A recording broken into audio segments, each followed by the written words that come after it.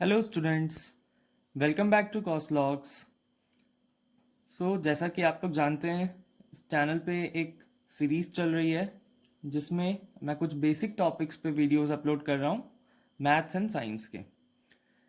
सो आज का हमारा टॉपिक है carbon. Yes, it's a topic of chemistry and ये क्लास 10th से आना स्टार्ट हो जाता है एंड ये पूरा क्लास 12th तक रहता है। एंड ऑर्गेनिक केमिस्ट्री का भी फाउंडेशन है ये टॉपिक।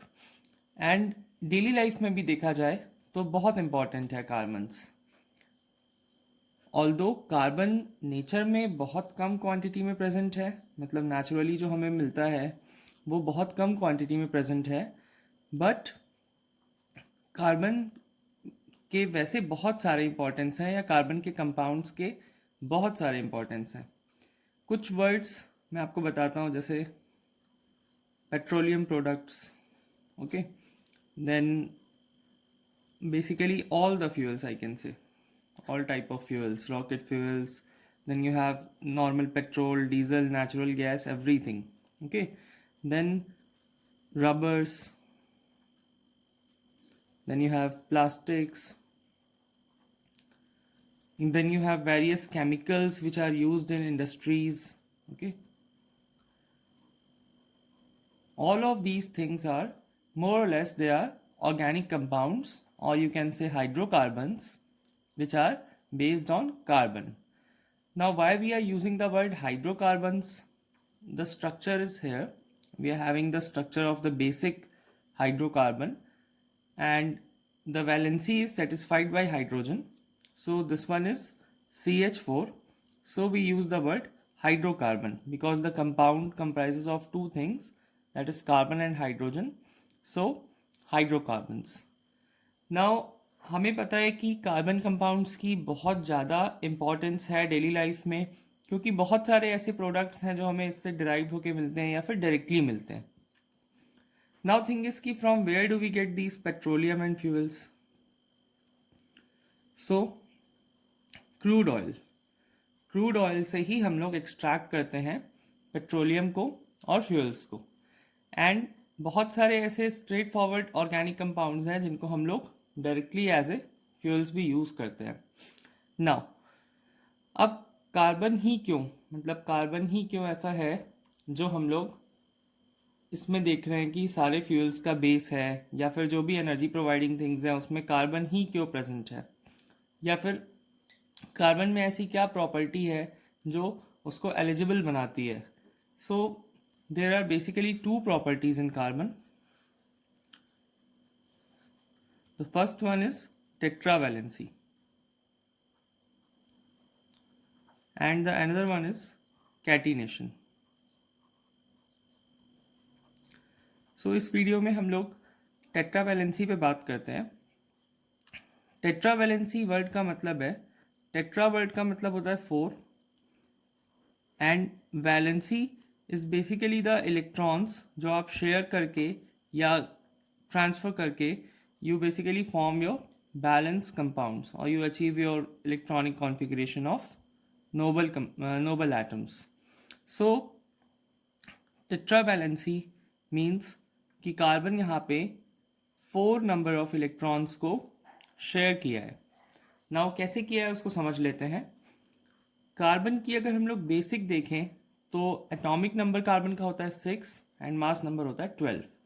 सो कार्बन की जो एक बेसिक इलेक्ट्रॉनिक कॉन्फ़िगरेशन है वो 2,4 आएगी. मतलब कि यहाँ पे मैंने जो ये क्रॉस बनाए हैं इस इलेक्ट्रॉन डॉट स्ट्रक्चर में, तो ये क्रॉस वाले 4 इलेक्ट्रॉन जो हैं ये कार्बन के आउटर मोस्ट इलेक्ट्रॉन्स हैं. नाउ अब जैसा कि हमें पता है कि हमारा ऑक्टेट रूल के हिसाब से कार्बन को आउटर मोस्ट शेल में 8 इलेक्ट्रॉन्स चाहिए. तो मतलब carbon is 4 electron short. Carbon is 4 electron short of its noble configuration. Now since carbon is having 4 electrons in its valence shell, so इसके पास दो ऑप्शन है, या तो ये 4 इलेक्ट्रॉन और एक्सेप्ट कर ले, या फिर 4 इलेक्ट्रॉन्स को लूज कर दे. ये तो हो गया ट्रांसफ़र वाला ऑप्शन. देन नेक्स्ट हो गया शेयरिंग वाला ऑप्शन, कि वो 4 इलेक्ट्रॉन्स को शेयर कर ले. नाउ यहाँ पे शेयरिंग वाला ऑप्शन ही एलिजिबल है ट्रांसफ़र क्यों नहीं हो पाता है? क्योंकि अगर हम यहाँ पे देखते हैं कि 4 इलेक्ट्रॉन्स कार्बन ने एक्सेप्ट किए, सो उस केस में व्हाट विल हैपन कि you need to provide the energy from outside, like you need to give more energy so that कि ये कार्बन का जो एक एटम है वो स्टेबलाइज हो सके।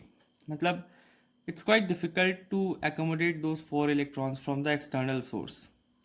अब अगर हम देखें कि कार्बन ये अपने ये वाले इलेक्ट्रॉन्स को लूज़ ही कर दे, जो आउटर मोस्ट 4 इलेक्ट्रॉन्स हैं, तो फिर कार्बन का स्टेबल रह पाना अपने आप में ही मुश्किल हो जाएगा।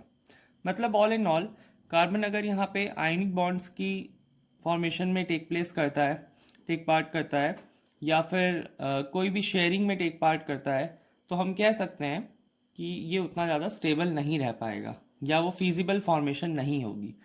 सो व्हाट हैपन्स, कार्बन यहाँ पे शेयरिंग करता है एंड हाइड्रोजन, जैसा कि हमें पता है हाइड्रोजन में एक सिंगल इलेक्ट्रॉन अवेलेबल है, तो यहाँ पे 4 हाइड्रोजन होते हैं एंड कार्बन का हर वैलेंस इलेक्ट्रॉन रिस्पेक्टिवली हाइड्रोजन के इलेक्ट्रॉन के साथ कोवेलेंट बॉन्ड्स या फिर शेयरिंग बॉन्ड्स बनाता जाता है।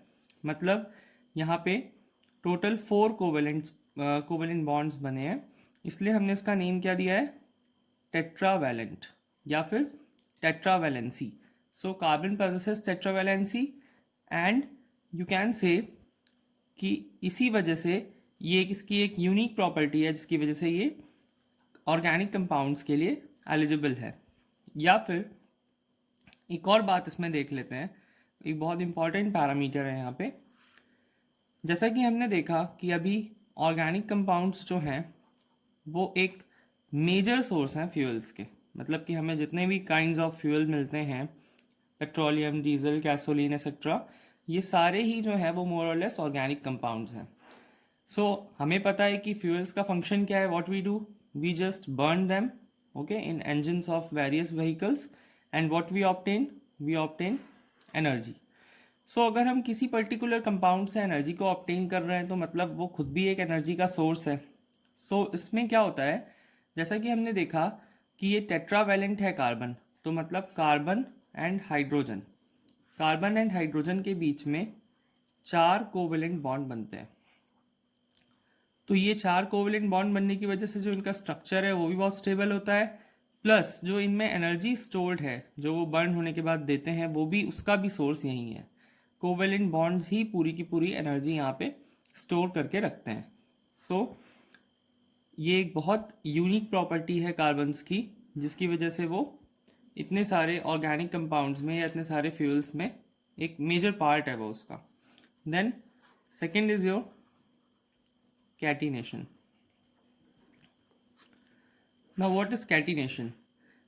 Catenation is basically the ability, okay, it's the ability of carbon atom,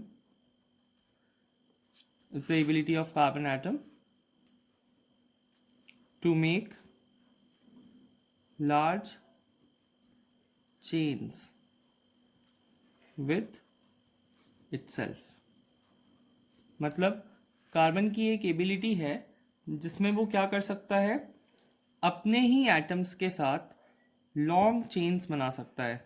वो स्ट्रेट चेन्स भी हो सकती हैं, ब्रांच्ड भी हो सकती हैं, मतलब कि ये एक बहुत बड़े मॉलिक्यूलर मास वाले ऑर्गेनिक कंपाउंड्स को बनाने में कैपेबल है कार्बन। नाउ ये एक नेचुरल प्रॉपर्टी है, कैटिनेशन एक नेचुरल प्रॉपर्टी है। हम लोग इसमें एक वर्ड से याद रख सकते हैं, self linking.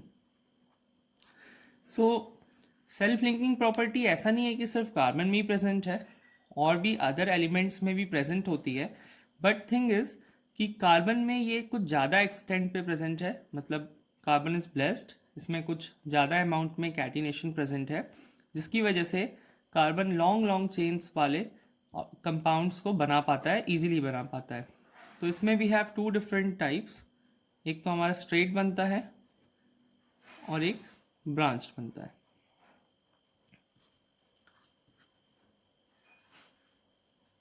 Now carbon is very important element itself, and इसमें हम लोग और भी डिफरेंट एलिमेंट्स इसके साथ अटैच होकर के डिफरेंट डिराइव्ड ऑर्गेनिक कंपाउंड्स बनाते हैं, जो कि हमारी डेली लाइफ में अलग अलग जगहों पे यूज़फुल है। ओके, सो अभी के लिए यहीं तक रखते हैं। नेक्स्ट अपकमिंग वीडियोस में हम लोग और डिस्कस करेंगे। आई होप कि यहाँ तक आपको क्लियर है। And if you have any doubts you can tell me in comment section, and if you like the video then share it.